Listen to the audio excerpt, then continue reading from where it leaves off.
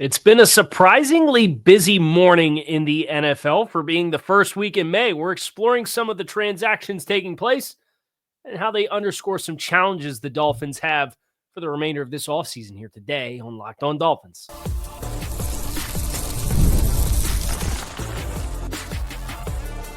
You are Locked On Dolphins, your daily Miami Dolphins podcast, part of the Locked On Podcast Network, your team every day.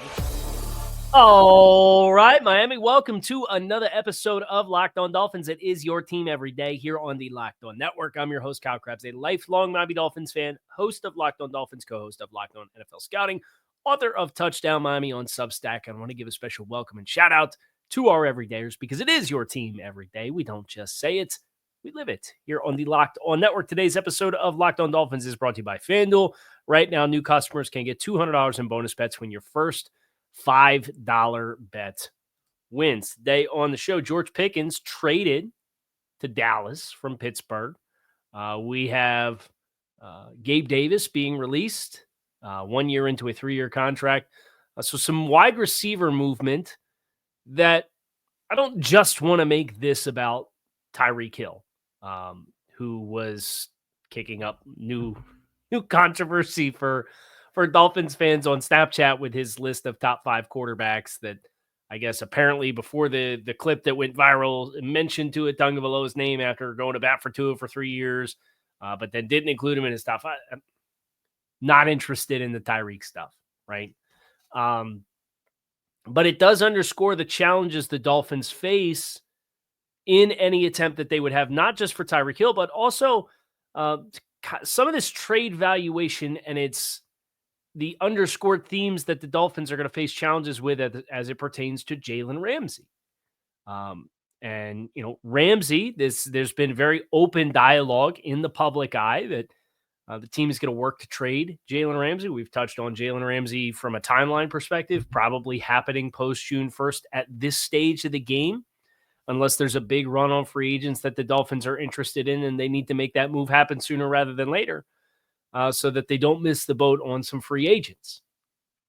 So from that standpoint, I'm not mad to see some free agents entering into the free agent pool for maybe teams to take a little extra time to reassess. But, Ramsey, there's feels like a subsection of Dolphins fans and even those in the media that say, make him play, right? Like he signed the contract, make him play, figure it out. For a team that had as many distractions as the Dolphins did last year, I think they're well within their right and of the right frame of mind to want to eliminate distractions. And look, Miami just had F1 down at the sports complex last weekend. And you saw Tua out with Coach McDaniel and Patrick Paul and Zach Sealer and Jalen Phillips and Bradley Chubb. And the Dolphins this morning put out some of the guys doing stuff from like a pit stop for F1 and that had Abram Brewer was there and Ashton Davis and Pharaoh Brown, in addition to Patrick Paul and Sealer, and a good collection of this football team that was out together at F1. You know who else was at F1? Jalen Ramsey. You know who he wasn't there with? Any of the members of the Miami Dolphins. So I think you're ignoring the human element of where this is at, the human element of building a team to want to just play hardball with Jalen Ramsey, personally. And the Pittsburgh Steelers, with their George Pickens trade, Pickens is a player who Pittsburgh's kind of had their troubles with distractions, and they always seemingly find these hyper-talented wide receivers that they come in and they play for Pittsburgh, and Tomlin does a good job keeping them aligned, and then it kind of bubbles up and they want to get paid and they don't do it. They let somebody else give the money to the player that they think is maybe not the right player to give the money to. But from Pittsburgh's standpoint, they traded for DK Metcalf to then trade away George Pickens for what ends up being similar compensation. They sent a 2 to Seattle for Pickens and got a 3 and a 5 or for Metcalf, and they got a 3 and a 5 back for Pickens to send them to Dallas. But it's a good example of an organization that found a way to get creative and have, I think, similar investment levels going out and coming in from a draft capital perspective. but they're choosing not to pay what they believe is the wrong person the kind of money that DK Metcalf got, which was $30+ million per season on his new contract. And that's, I think, a lesson the Dolphins had to learn the hard way the past 2 years with what they did and then redid with both the Jalen Ramsey and Tyreek Hill contracts, both supremely physically talented players. It's not a question of talent, but it's more so the underscoring fact of, is the Tiger going to change their stripes when you choose to pay him, right? And from Ramsey's perspective, it's kind of been the same thing everywhere he's went. I go to Jacksonville. We have this competitive window. The wheels fall off the bus. I'm not happy. I want to go somewhere I can compete. And then he goes to the Rams, and the Rams compete, and then they go through the youth movement, and I'm not happy here. I want to go somewhere I can compete. And the Dolphins come in, and they win 11 games in 2023, and then the wheels fall off the bus last year, and it's a total circus. And Jalen Ramsey says, I'm not happy here. I want to go somewhere I can compete. And yet in that very small window of time, you managed to do 2 contracts, right? And I don't mean to beat the dead horse as it pertains to how the Dolphins got here. But I think you look at what Pittsburgh just did is a really good example of a way a team stayed patient and found a way to circumvent without having the talent level of the team fall off. And they found good trade compensation, both going out and coming in, and found the right kind of player to invest in at that position. And that underscores the challenge that I think Miami now has to undo. But even on the other side of the fence, like from Dallas's perspective, and I want to get into this next before we get into some other names that have been moved and for compensation packages for guys that are maybe in their late 20s, early 30s this offseason. And I want to look at what Dallas did, because I think Miami can be on the same path. We're going to get into that next here on Locked On Dolphins. Stick with us. Say goodbye to sticky notes, scribbled plans on the fridge, overlapping calendar invites. The Skylight calendar is here to bring clarity to the chaos and help families stay organized without the stress. Their sleek digital display syncs with your existing calendars from Google, Apple, Outlook, and more, making it simple to track appointments, practices, dinners, and reminders all in one easy-to-see place. There's 4 people in our household, and the directions are often going in different directions any given day of the week. And if you're not on top of it, you have your own case of undoing the damage, as we talked about with the Dolphins, as far as the logistics of getting everybody where they need to be. Skylight can help you have your family all aligned and moving in the same direction any day of the week. Right now, Skylight is offering their listeners $30 off their 15-inch calendar by going to skylightcal.com/NFL. Go to skylightcal.com/NFL for $30 off your 15-inch calendar. That's skylightcal.com/NFL. So here's what Dallas did.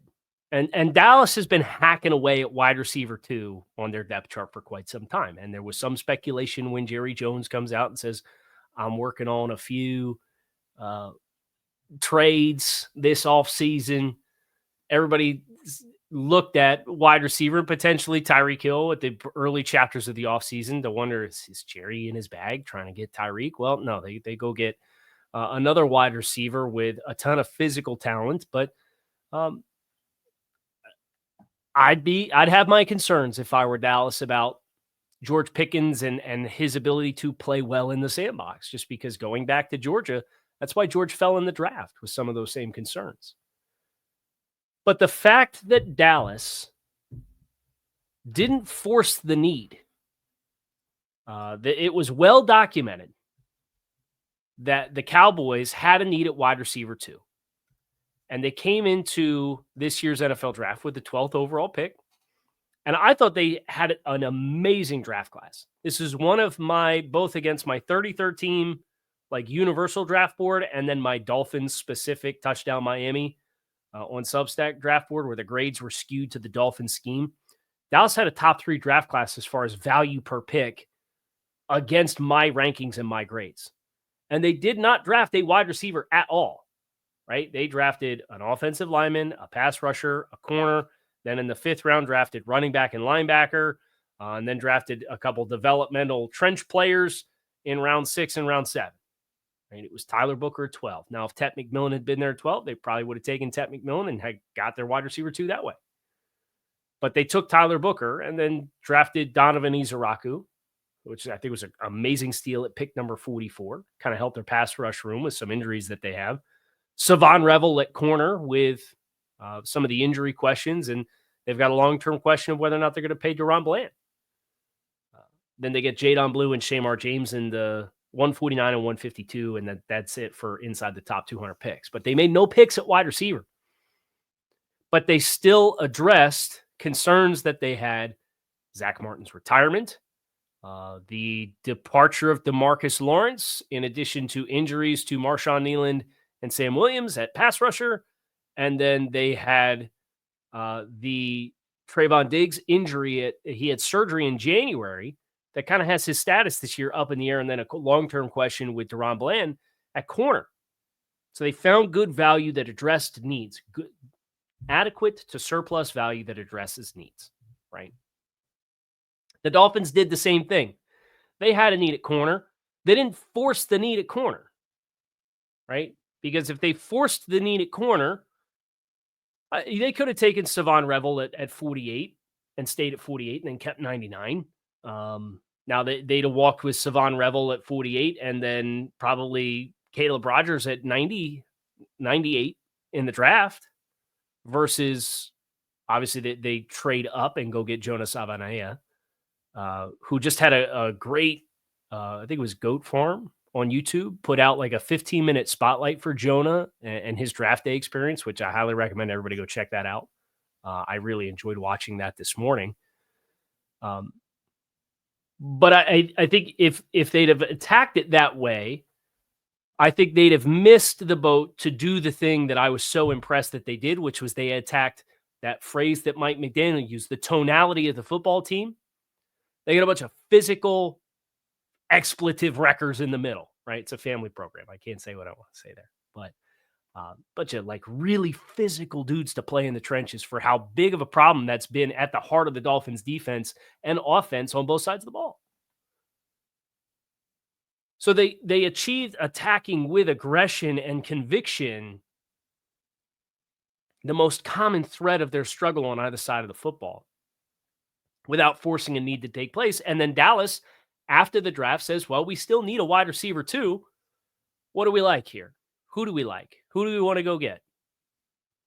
And they chose to go get George Pickens with future draft capital. And for the Dolphins, this is where I would not sleep on that extra 3rd round choice that they pulled, courtesy of the trade out of 116, right? They got a 3 next year from Houston as a result of them coming up for Woody Marks, the running back at USC. I would not sleep on the viability of whether it's a 4th round pick because they have 2 3s and then like they kind of have the compensatory 4 that they're kind of flirting with, or if it's that 3rd round pick, if they get a player that's good enough. I'd be surprised if they found a player like that.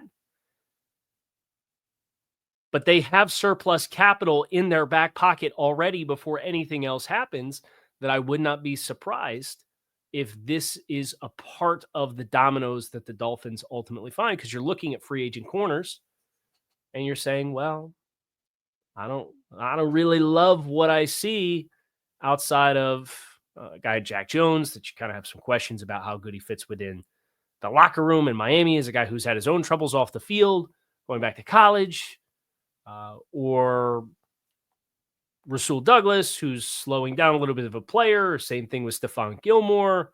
James Bradbury's kind of the same thing there. You don't have a ton of really Asante Samuel with the shoulder injury and the price point. You got questions.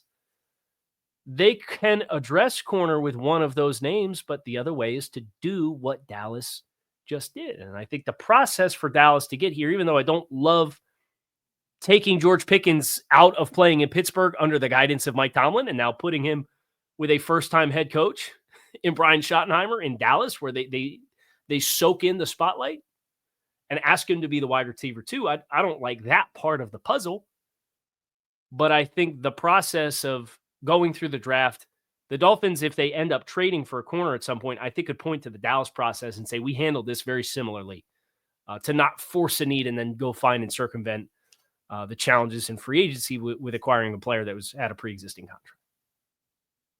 Now, we also had Gabe Davis released this morning from Jacksonville. And I think what that underscores, especially when you cross-reference it with some of the other contracts that have happened at wide receiver in free agency, right? I think this underscores some of the challenge of both what exists left on the Tyreek Hill contract for the long-term outlook of what Tyreek Hill has ahead of him, not even just in 2025, because I don't want to make it about the Dolphins should trade Tyreek this offseason and start the process of playing without him. But I do worry if you get past this year with Tyreek Hill, you're probably looking at not getting anything at all for Tyreek Hill, because it goes back to what happened with Davante Adams earlier this offseason, where the Jets tried to move Davante Adams and his contract with where he was from an age perspective, the cash that he was due on his contract, it was kind of just deemed an untradeable contract. So they said, no thanks. The league said, thanks, but no thanks. We'll let him walk because there's no guaranteed money, so the Jets are going to cut him so they don't have to pay him. And then he can sign in free agency somewhere for whatever the best dollar price point he can get. Well, Tyreek's going to be 32 by the time March 1st rolls around next year. And he's going to be owed $36 million in cash for 2026. So the challenge there is that dollar amount versus even some of the, like, the Gabe Davis contract was a disaster. He got 13 per from Jacksonville, but he was a young player when he got that contract. You look at some of the other contracts that have been given out, both contract extensions and re-signings. It's like Darius Slayton for 12, Josh Palmer for 10, Diami Brown for 10, Tutu Atwell for 10. Ted McMillan comes in as a top 10 pick and is averaging less than $7 million per season. Christian Kirk got traded from Jacksonville to Houston, and he was owed about $16.25 million. Like, all of these numbers versus 2026 Tyreek, they're all less than a third to half of the cash that Tyreek is owed. And it just really underscores, I think, kind of the hard place they find themselves in, not just if they found the right opportunity to move Tyreek this year, but after the year with Tyreek, how I think untradeable that asset is. You also have had this offseason, speaking of big name vets, you've had 4 wide receivers traded. This is courtesy of Spot Rack. You've had 4 wide receivers traded this offseason, and we mentioned Christian Kirk, and it was 6.235, so just short of 16.25.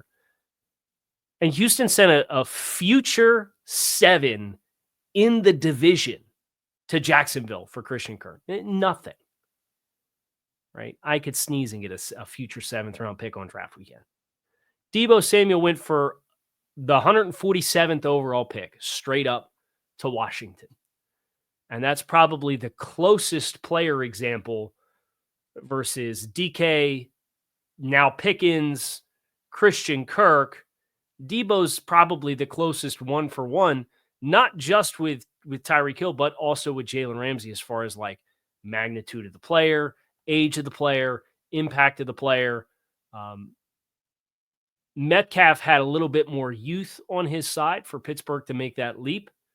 Pickens has all the youth in the world. He's only 24.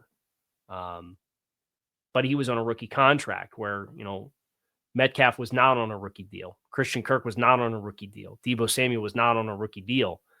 And that's why I think you have a more realistic chance of actually seeing Ramsey move, because the cash is 21 versus, Tyreek Hill. The cash is more than 21, and next year is 36.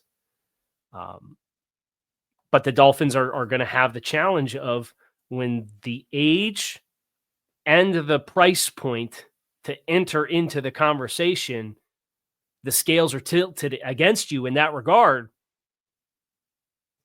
5th round pick, 7th round pick, like that's kind of what you have to work with. So I would just say that temper your expectations, even though the draft has passed and it's like, well, it's not an asset until next year. I think it still creates a pretty muddy challenge from an asset perspective for the Dolphins to achieve sending a big contract out elsewhere, unfortunately.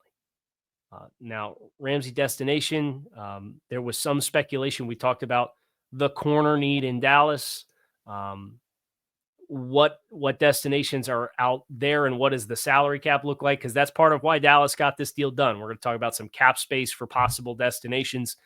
The rest of the way, we're looking at that here on Locked On Dolphins. Stick with us. The NBA playoffs are in full swing. Every night delivers highlight-worthy performances, major momentum shifts, and can't-miss moments, whether it's a game-winning shot like the one that Indiana hit against the Cavs last night, or a breakout player. There's never been a better time to get in on the action than right now. FanDuel makes it easy to stay in the game before tip-off and live during the game with player props, performance trends, and same-game parlays. Fans have more ways than ever to play smart and win big. If you're new to FanDuel, now is the perfect time to sign up. You can head to FanDuel.com and place your first $5 bet. And if it wins, you'll get $200 in bonus bets. Make every moment more with FanDuel, the official sports betting partner of the NBA. Dallas gets this deal done while being 7th in the NFL in salary cap space. They had 34, according to overthecap.com, they had $34.5 million in cap space to work with. According to the NFLPA's daily top 51 cap report for the 2025 season, Dallas had 37.5. So the NFLPA actually had Dallas at a higher dollar amount by $3 million. So you would assume with Dallas making this kind of trade, you're bringing him in, George Pickens, in a contract year. You're probably going to get a second contract done before the season starts. This will be the third time in 3 years Dallas has traded multiple draft picks for a wide receiver. It was Brandon Cooks, it was Jonathan Mingo, and it was now George Pickens. With that amount of cap space, they are well equipped to handle a new big contract. As you look at from the Dolphins' perspective with Jalen Ramsey, I think what's really important to remember is the way that the Jalen Ramsey money is structured and what that means for any team that's onboarding from a salary cap perspective, Jalen Ramsey. So Jalen Ramsey this year, from a cash perspective, the Dolphins already paid a $4 million roster bonus back in March. They signed the check that's been paid. That's going to be against the Dolphins' books this year from a salary cap perspective, whether he is or is not on the team. But the way they structured the deal,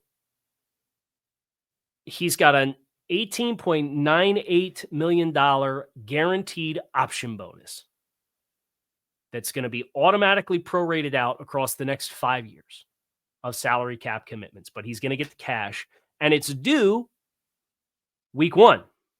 It's not due training camp, report date, anything like that. No, it's fully guaranteed, but it's due week 1.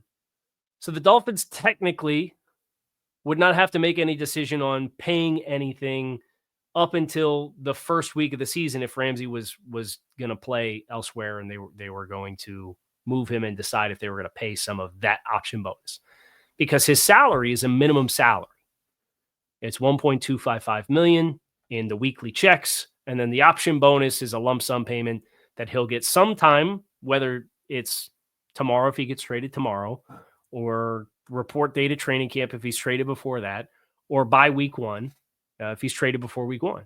And if he's not traded before week 1, then the Dolphins have to pay the option bonus. And that is not the world you want to live in. That's a hard out. The Dolphins have to be out of this contract by then. But because his contract is prorated out teams don't need the $21.1 million that Ramsey is due in cash this year after the Dolphins already paid the $4 million roster bonus.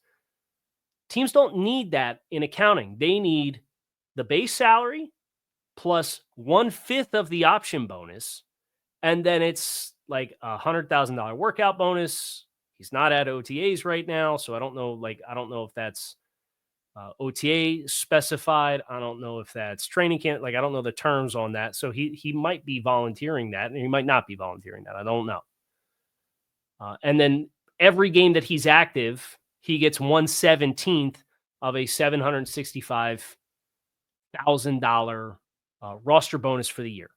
So if it's $18.98 million option bonus that you can split across 5 seasons, if any team taking on Ramsey takes on the whole thing, 18.98 divided by 5, I'm not a math guy, it's $3.796 million is 1/5 of the option bonus, plus the $1.255 million base salary, plus let's say he gets the full $100,000 workout bonus and he plays in 17 games and he gets the full $765,000 roster bonus. So that would be plus 0.865.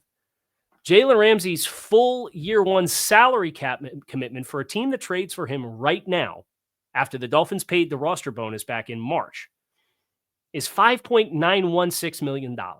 Now, there's not a lot of wiggle room with that. That's kind of, it is what it is.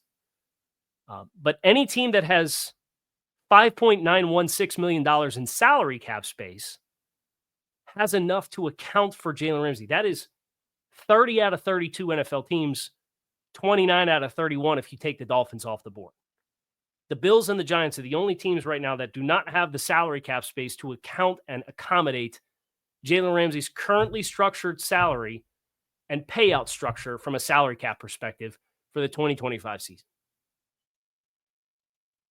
So the good news with that is there should be no teams, and teams are going to have to sign rookie contracts, and some teams have kind of started that, so that might change a little bit. But pretty much the whole league is in play here. You look at the teams that have kind of been rumored to be interested. The Rams have just short of $20 million in cap space. They'd have no problem accommodating Jalen Ramsey. The Atlanta Falcons have just short of $10 million cap. Let me use the NFLPA numbers here.